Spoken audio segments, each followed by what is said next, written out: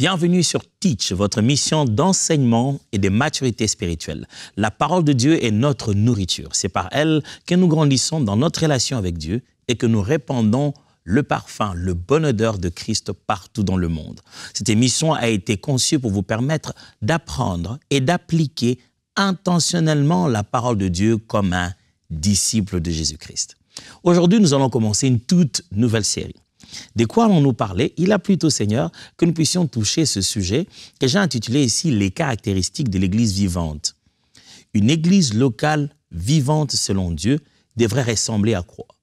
Il s'agit ici de prendre quelques points qui ont fait leur preuve justement dans la Bible et dans l'histoire de l'Église comme étant des points forts d'une Église locale qui grandit selon la pensée du Seigneur. Ce n'est pas une liste exhaustive, mais je parlerai de 12 points. Et pendant toute cette semaine, nous aurons le temps de regarder ça de près et de grandir avec chaque chose qui sera expliquée là. Alors, let's teach. Grandissons ensemble.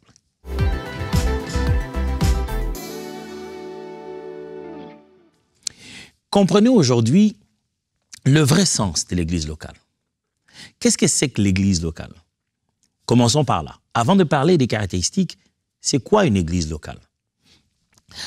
Vous devez savoir qu'aujourd'hui, quand on parle de l'Église chrétienne ou même non chrétienne, on se donne des définitions assez dérangeantes. Parce qu'on voit comment on dévalue le sens et la valeur de l'Église. Pour certains, l'Église, ce n'est qu'un bâtiment. Pour d'autres, ce n'est qu'une rencontre d'une heure. C'est comme un spectacle du dimanche. Pour d'autres, même, exagèrent en disant l'Église, il ne faut pas aller dans un bâtiment, ce n'est que ton cœur qui est l'Église.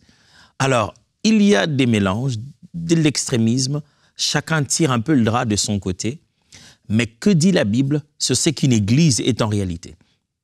La pensée de Dieu a toujours été, dans la parole, depuis l'Ancien Testament jusqu'au Nouveau, d'avoir un peuple qui lui appartient à lui seul, de sortir ce peuple du milieu de ce monde qui a commencé à se pourrir et d'avoir un peuple qui lui est propre. C'est pour cette raison qu'il a choisi un peuple dans le monde entier, appelé le peuple d'Israël, qu'il a conduit et s'est révélé à travers ce peuple pour que le monde entier comprenne sa nature.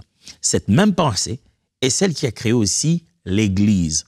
Avoir un peuple qui sort de ce monde pour être le moyen par lequel Dieu se révèle à tous et la porte par laquelle les autres vont découvrir l'amour et la grandeur de Dieu. Lisons pour cela quelques textes qui vont nous permettre déjà de comprendre la nature de l'Église. Qu'est-ce que c'est que l'Église? Matthieu chapitre 16, verset 19, verset 16 à 19 plutôt, Matthieu chapitre 16, verset 16 à 19, on va lire. Simon Pierre répondit, « Tu es le Christ, le Fils du Dieu vivant. » Jésus reprenant la parole lui dit, « Tu es heureux, Simon, fils de Jonas, car ce ne sont pas la chair et le sang qui t'ont révélé cela, mais c'est mon Père qui est dans les cieux.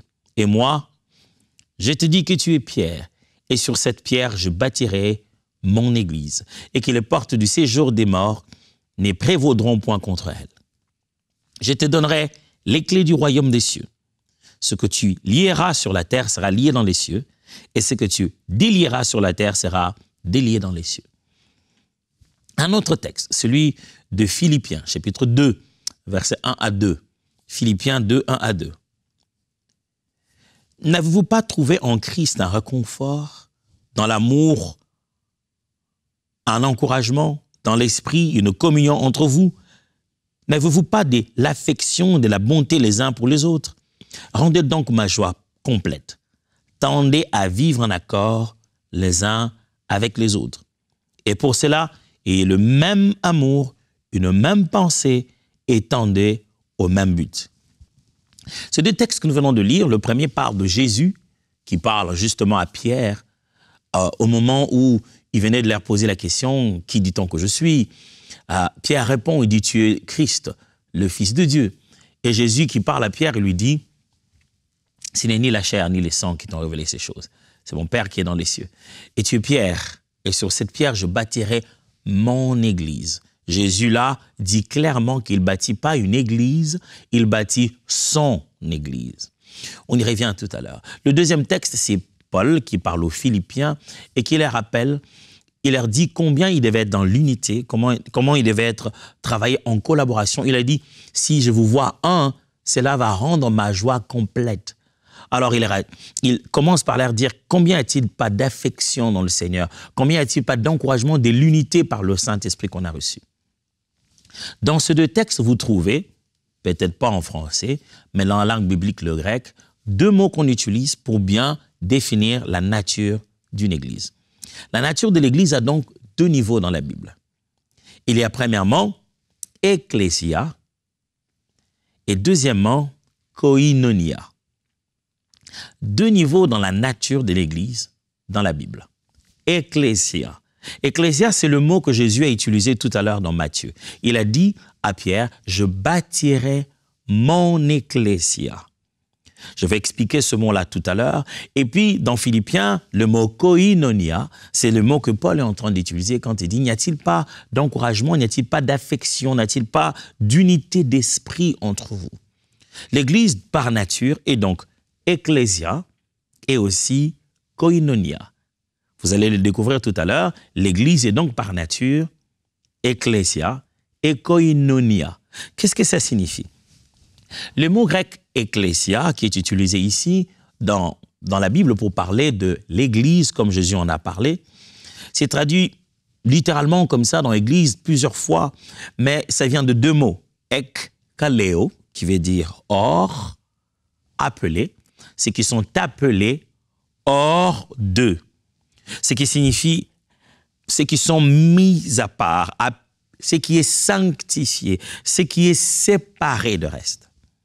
Ecclésia signifie mis à part, séparé, sanctifié, mis de côté, appelé hors d'eux. Plus de 114 fois, vous trouvez ce mot apparaître dans le Nouveau Testament. L'Église, c'est le rassemblement de ceux qui sont appelés hors du monde. C'est le mot ecclésia ici. Jésus a dit, sur cette parole, je bâtirai, sur cette pierre, a-t-il dit, je bâtirai mon Église. En fait, dans ce texte de Matthieu, vous avez deux fois le mot Pierre. Il lui dit, tu es Pierre, et sur cette pierre, je bâtirai mon Église. Les deux mots Pierre ne sont pas les mêmes. Le premier mot Pierre, c'est celui du nom de Pierre, Céphas. Et le deuxième mot Pierre, c'est le mot roc, c'est celui pour le rocher. Donc le premier, c'est Petros, qui fait pierre en grec. Et puis le deuxième mot, c'est Petra, qui fait rocher, roc. Donc il dit à Pierre, tu es Pierre, et sur ce roc ou sur ce rocher, je bâtirai mon Église.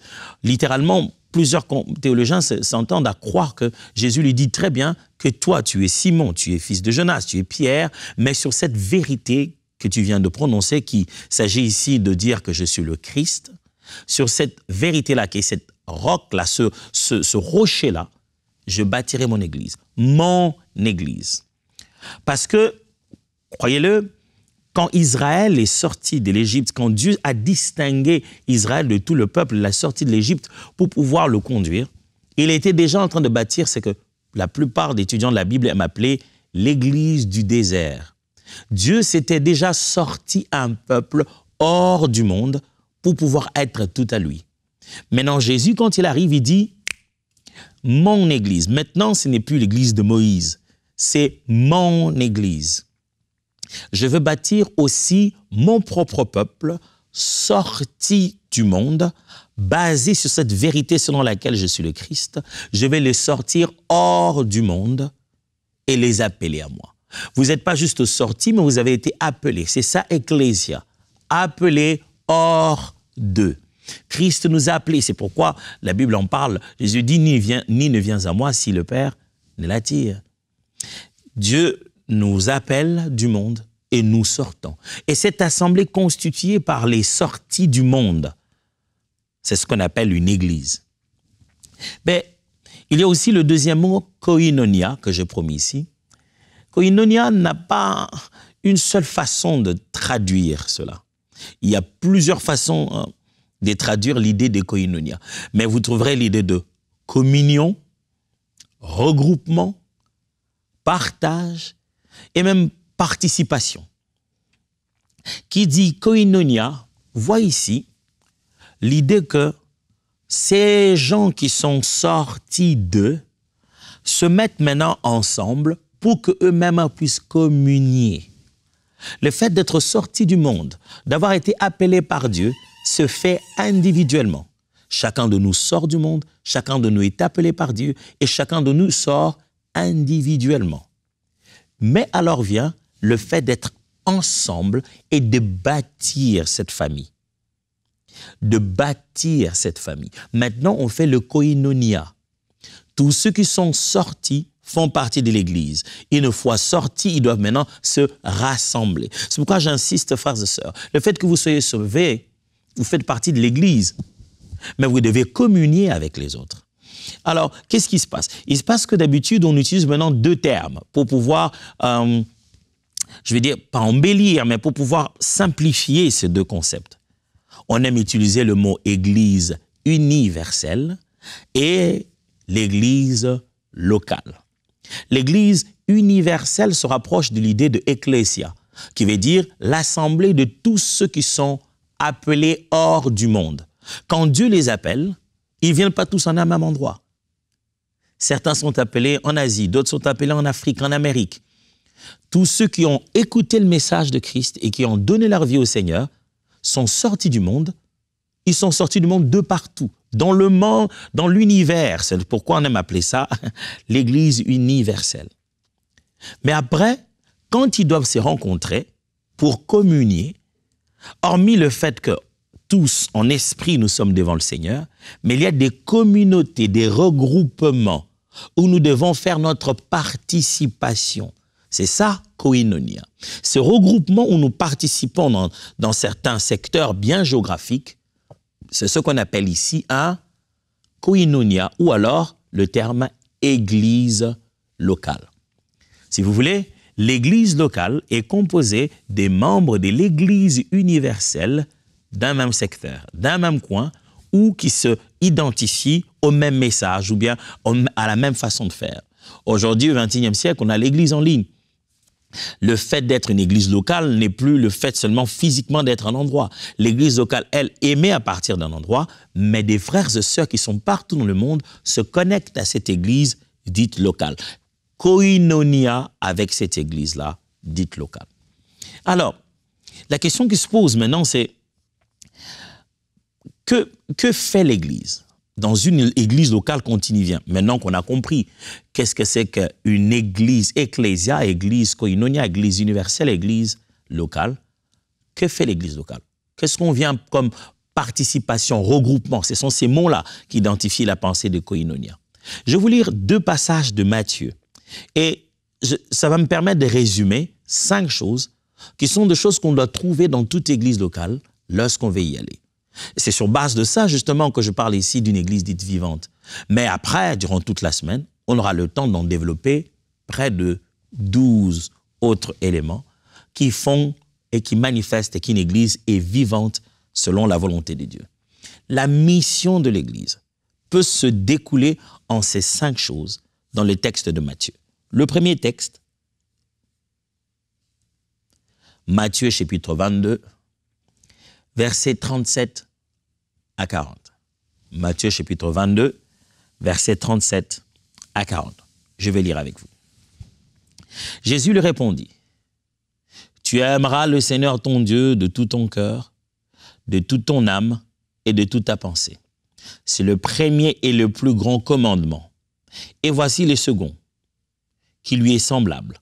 Tu aimeras ton prochain comme toi-même. De ces 2 commandements dépendent toute la loi et les prophètes. » Jésus ici est en train de répondre à la personne qui pose la question, quel est le plus grand commandement? Alors, il lui répond en disant que le plus grand commandement, c'est comme un commandement jumeau, commandement à 2 têtes, aimer Dieu et aimer son prochain.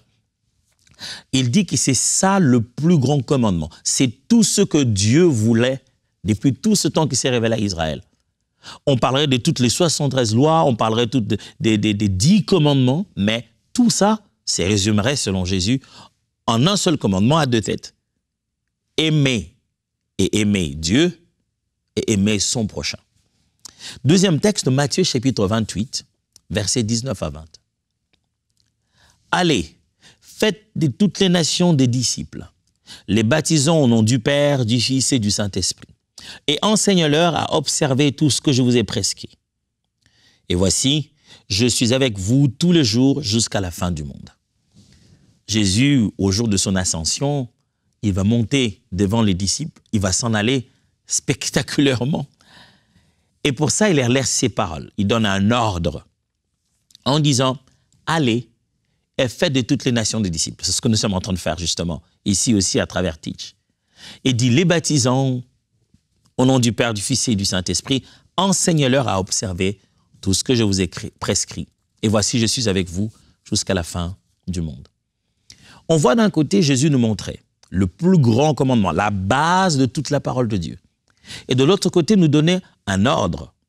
Je veux dire un ordre, mais dans lequel il y a des sous-ordres, c'est-à-dire il y a des compartiments à exécuter.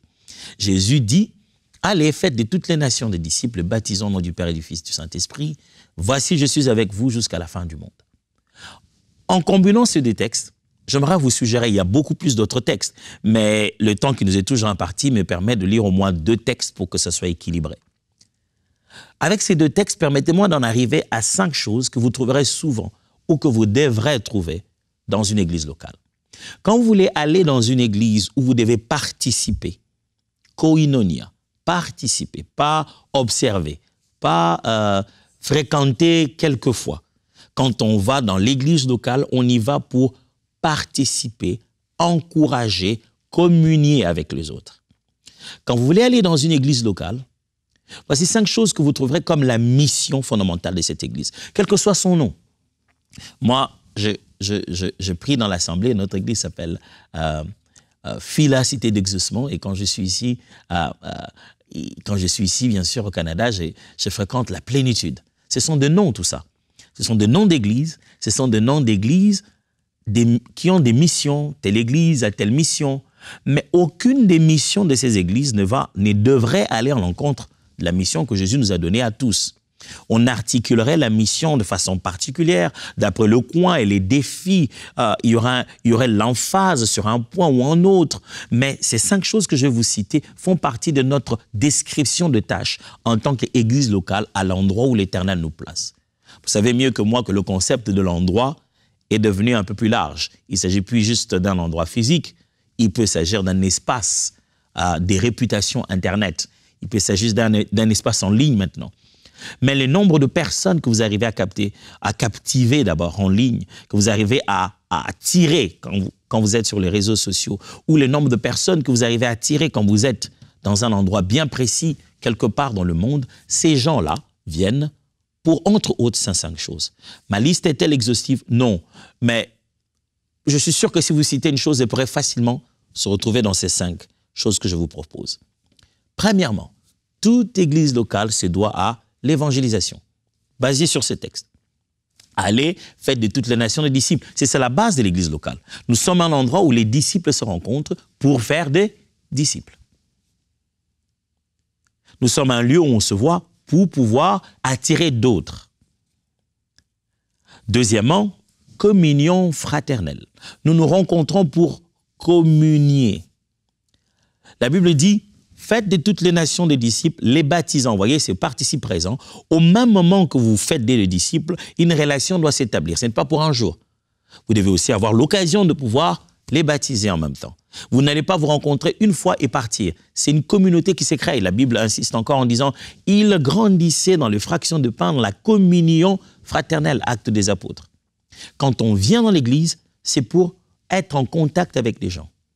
J'ai souvent été scandalisé, même choqué quand j'entends des gens sortir de l'église en disant moi, je vais dans cette église-là, mais je viens juste chercher mon Dieu. Hein. Je viens, j'adore, je glorifie les Seigneurs. Après, je prends mon sac, je sors. Je n'aime pas être attaché au problème de qui que ce soit. Et en disant comme ça, on se considère être plus juste. Et on s'est dit, donc c'est pour cette raison que je n'ai pas de problème dans cette église. Quand on parle, qu'on raconte des racontards, tu n'entendras jamais mon nom paraître là-dedans, parce qu'en fait, je viens, j'écoute la prédication, je prends mes clics et mes claques et je pars. Tu n'es pas en train de koinonia. Koinonia, c'est participer communier. La communion fraternelle fait partie de nos rencontres, elle fait partie du culte en fait. C'est pour cette raison, quelquefois, pendant le culte, les pasteurs ou les modérateurs vous disent « saluez le voisin, dites au voisin », parce que la communion fraternelle fait partie de la vie de l'Église. La foi chrétienne ne peut pas se vivre seule, vous avez besoin des autres et les autres ont besoin de vous. Un jour, je faisais réfléchir quelqu'un qui m'a parlé justement, comme je viens de dire tout à l'heure. J'aime autant venir au culte, m'en aller après, sans contact avec qui que ce soit, je ne vais pas me chercher des problèmes. Je lui ai dit, eh bien c'est trop tard. Les problèmes, il y en a déjà parce que vous êtes sur terre et vous vivez avec des êtres humains. Et puis je lui ai fait réfléchir en lui disant, donc quand vous quittez les cultes en vous disant je ne vais parler à personne, je ne vais pas avoir des contacts, c'est pas parce que c'est pas parce qu'ils sont mauvais, mais parce qu'en fait voilà, je veux simplement pas qu'il y ait des problèmes. En fait, vous nous dites que si vous êtes avec nous, nous allons vous créer des problèmes. C'est nous les mauvais. Donc vous nous donnez l'impression que vous nous mettez à côté. Et si c'était l'inverse? Et si c'était nous, en fait, qui nous disons que tu es tellement problématique qu'on ne préfère pas t'avoir à nos côtés? Frère, j'aimerais vous encourager, sœur, quand vous allez koinonia, vous allez communier avec les autres, dites-vous qu'il y aura toujours des problèmes. Parce que les êtres humains sont comme ça. Parce que d'abord, principalement, vous n'êtes pas saints non plus. Vous allez à l'église pour vous améliorer. Vous causerez des problèmes malgré vous, de fois. Malgré vous. Sans le vouloir. Vous causerez des problèmes par excès de gentillesse. Des fois, des qualités qui sont exagérées deviennent des défauts. Ça devient une distorsion des qualités. Vous causerez des problèmes. Vous serez gentil avec un autre dira « pour qui il se prend ?» C'est normal. Quand nous communions, ça se passe comme ça. Savez-vous que dans les Actes des Apôtres, allez, ça c'est la nouvelle église. Peut-être que vous vous direz, Jésus est parti il y a longtemps, c'est pour cette raison que les gens ont mené les péchés dans l'église, c'est pour cette raison que la communion fraternelle est devenue difficile et qu'il y a des conflits. Allez, on est à l'âge, le début de l'église. Les Saint-Esprit, effusion, les gens sont remplis. Et quelques temps après, les veuves des Grecs viennent se plaindre. Se disent, nous, au moment de partager les repas, on dirait qu'on ne nous donne pas à nous suffisamment. On ne donne qu'aux veuves des Juifs. Vous savez ce que ça veut dire? Ça veut dire qu'il y a un conflit tribal, un conflit ethnique, national. Ils disent, nous sommes tous venus pour Jésus, mais apparemment parce qu'on est à Jérusalem, parce qu'on est chez vous autres, les Juifs, on était tous venus pour Jésus, mais maintenant vous êtes en train de vous la jouer genre c'est notre Jésus, parce qu'on a l'impression que même pour la distribution des nourritures réservées aux veuves, vous en donnez plus aux Juifs que vous en donnez à nous. Je m'imagine Pierre en train d'écouter un conflit comme ça. Il a mal à la tête en train de dire franchement j'ai autre chose à faire. Mais les êtres humains sont comme ça. Je me suis toujours demandé qu'est-ce qui se passait? On donnait deux pains aux veuves grecques et 3 pains aux veuves juives. J'ai toujours voulu savoir qui a commencé cette affaire, qui a créé ce conflit. Mais qu'à cela ne tienne, les femmes sont venues se plaindre qu'on ne distribuait pas bien. Et on a ici les personnes qui ont reçu fraîchement le Saint-Esprit le jour de la Pentecôte. Les gens qui, peut-être certains d'entre eux, ont vu Jésus physiquement. On est à la première église, mes amis. Mais ça n'a pas empêché que lorsqu'ils essaient de communier, il y ait des conflits. Si vous cherchez une église sans conflit, dans laquelle vous n'aurez aucun problème avec qui que ce soit, eh bien, elle existe. Mais elle est ecclésia. C'est l'église universelle où on ne se voit pas, mais on est tous unis en Christ. Eh bien, elle existe, celle-là. Là où il n'y aura pas de conflit, où vous n'aurez pas de problème. Elle existe. Le Seigneur la rassemblera à la fin et ira avec elle. Mais quand il faudra participer, communier, encourager les uns les autres au niveau koinonia, il y aura toujours de conflits. Tous les épîtres de Paul sont remplis de ce conflit. Évangélisation, communion fraternelle, ministère. 3e point, ministère, qui simplement dire servir. L'Église est un endroit où chacun exerce le ministère, sert le Seigneur et les autres. C'est pour ça que Jésus dit, tu aimeras ton prochain comme toi-même. C'est le résumé de toute la loi, de toute la parole. L'Église, c'est un endroit où on s'aime par la communion fraternelle, mais on se sert aussi les uns les autres. N'est-ce pas que Paul répète chaque fois ces termes comme « confessez-vous les péchés les uns les autres », que chacun de vous regarde l'autre comme étant au-dessus de lui-même. L'Église est un lieu de service où chacun met son talent et ses dons spirituels au service collectif, au service de l'Église, au service de la communauté autour de soi. On est là pour servir, pas pour être servi. Beaucoup de gens vont à l'église locale. Un jour, j'ai passé dans l'assemblée, j'ai vu une dame qui est venue avant de s'asseoir. Elle a regardé s'il y avait de la poussière sur sa chaise. Elle était toute bien habillée là. Elle a regardé et puis elle a sorti un mouchoir. Elle a un peu épiciété et puis elle s'est mise. Je l'ai regardée, je lui ai dit, « Ma sœur, qu'est-ce qu'il y a ?» Elle m'a dit, « Bon, je voulais vérifier si c'était un peu sale. » Et je lui ai dit, « Qui devait arranger ?» Elle a fait un petit moment de silence en disant, « Mais il y a normalement des gens qui font ça. » J'ai dit, « Quand cette église a commencé, on n'a pas commencé avec une ressource humaine dédiée.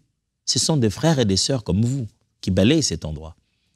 Et quand vous venez à l'église, vous ne devez pas sous-entendre qu'un service vous a déjà été rendu. Ne participez pas à un culte comme à un concert. Vous venez à un culte. Cette église-là, c'est votre église. Posez-vous la question, en quoi je sers et à quoi je sers? Quatrièmement, la maturité. Une église locale est définie dans sa mission comme un lieu de maturité. On vient pour grandir. Je ne cesse pas de me rappeler qu'on doit grandir ensemble. Jésus dit, enseignez-leur à observer. C'est ça, grandir. Il y a d'un côté l'enseignement, on vous explique, et après, l'exécution, la pratique de cela. Enseignez-leur à pratiquer ce que je vous ai prescrit. Et en fin de compte, l'Église, c'est aussi un lieu d'adoration. Tu aimeras l'Éternel, ton Dieu, de tout ton cœur, de toute ta force. Nous venons à l'Église pour adorer ensemble les Seigneurs, vivre un temps de culte. Un moment où certains frères et sœurs chantent, on chante ensemble, on entre en cœur, on adore les Seigneurs, on exprime notre amour à Dieu. Il est vrai, vous le savez mieux que moi, qu'aujourd'hui, quand quelqu'un dit « je prie dans telle église », il veut simplement dire « je participe au culte d'adoration de telle assemblée ». Maintenant, vous venez de comprendre que église locale, ce n'est pas juste participer à un culte d'adoration. Il faut aussi grandir, servir, communier avec les autres et aller gagner d'autres personnes à Christ. Ce sont ces 5 choses qui sont la mission d'une église locale.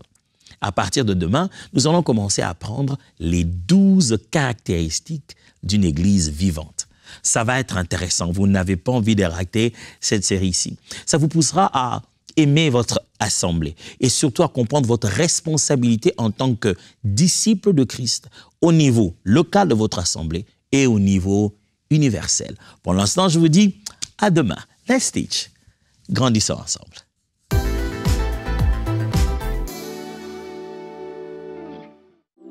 Très bientôt, nous aurons la possibilité de créer notre propre plan d'écoute de la Bible en audio avec en plus un choix de voix très varié.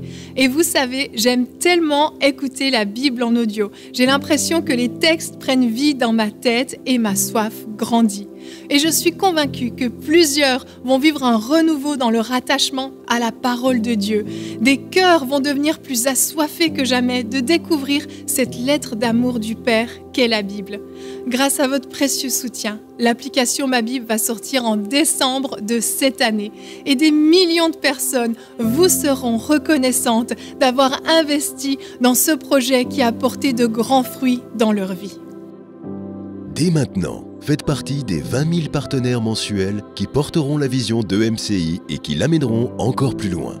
Pour faire votre don, rendez-vous sur emcitv.com/20 000.